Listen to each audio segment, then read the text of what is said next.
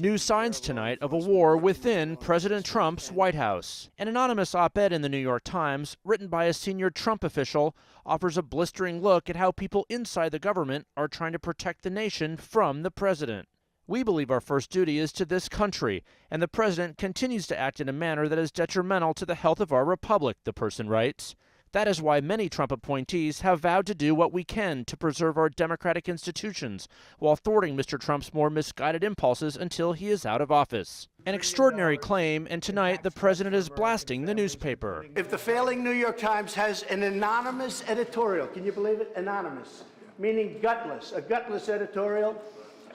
We're doing a great job. Yet it rocked the White House, amplifying and echoing the same overarching theme of a bombshell new book by Bob Woodward. The book means nothing. It's a work of fiction. President Trump tonight trying to downplay and discredit Bob Woodward's new book, which offers a devastating portrait of deep dysfunction inside his White House. In the Oval Office, the president settling on one word again and again to describe the explosive book. Fiction, fiction, fiction, fiction, fiction. It's fiction, fiction. It's more fiction. But behind the scenes, CNN has learned he's enraged and on a mission to find out who cooperated with Woodward for his book, Fear Trump in the White House. It's his own West Wing witch hunt, with one official telling CNN he wants to know who talked to Woodward. But now there's another mystery sure to outrage the president, the official who wrote this anonymously in the Times. The dilemma, which he does not fully grasp, is that many of the senior officials in his own administration are working diligently from within to frustrate parts of his agenda and his worst inclinations. The official, who insists they want Trump to succeed, also writes, "The root of the problem is the president's amorality. Anyone who works with him knows he is not moored to any discernible first principles that guide his decision-making."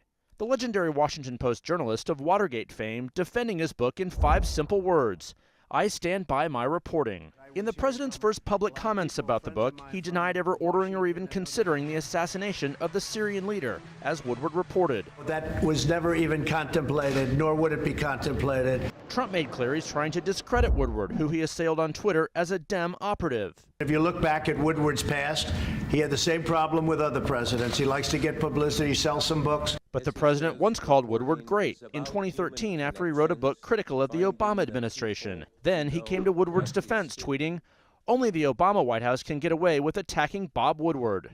And the Post released a recording of a call between Woodward and the president last month, saying this. "I think you've always been fair, but we'll see what happens." Inside the tense West Wing today, the president made clear he was keeping track of which current and former officials issued denials. General Mattis has come out very, very strongly. He was insulted by the remarks that were attributed to him. In the book, Woodward writes, Mattis said the president had the understanding of a 5th or 6th grader during a discussion about North Korea. Mattis denied that account. General John Kelly, the same exact thing. He thought he was insulted by what they said. He couldn't believe what they said. And Kelly is portrayed describing the president as unhinged and an idiot. He, too, denied it. Yet there was notable silence from other former officials. White House Chief of Staff Reince Priebus, Chief Economic Advisor Gary Cohn, and Staff Secretary Rob Porter, all of whom were depicted in the book trying to protect the nation from the president. And the New York Times is failing. While the president often rails against it, he also cares deeply what's inside his old hometown newspaper. In Friday's edition, it will be this blistering assessment of his presidency from someone who works for him. From the White House to executive branch departments and agencies, senior officials will privately admit their daily disbelief at the commander-in-chief's comments and actions. Most are working to insulate their operations from his whims.